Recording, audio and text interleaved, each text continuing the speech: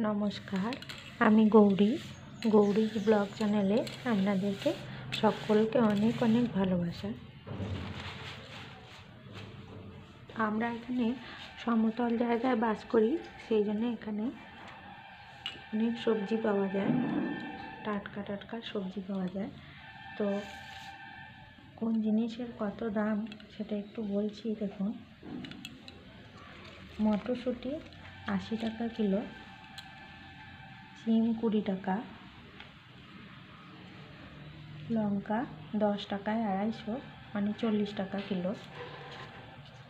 মূলো এটা 5 টাকার। আর গাজর 40 টাকা, বেগুন 10 টাকা কিলো, টমেটো 15 টাকা কিলো, 2 কিলো নিয়েছি। নতুন আলু 20 টাকা কিলো,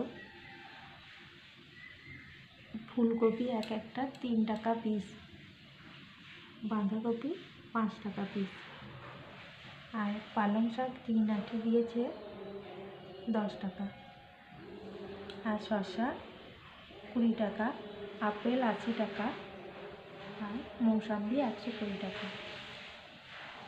ফলের একটু দাম আছে, কিন্তু সবজি অনেকই কম দাম। বিনস 5 টাকার, আদা 5 টাকার, আর পাতিলেবুগুলো 3টে 10 টাকা।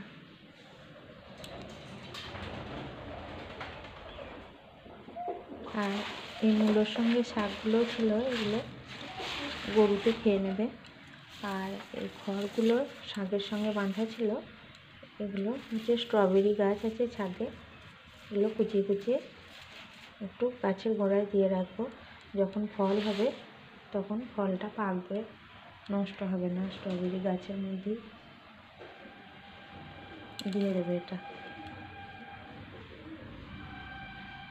তো আশা করি আমার সবজিগুলো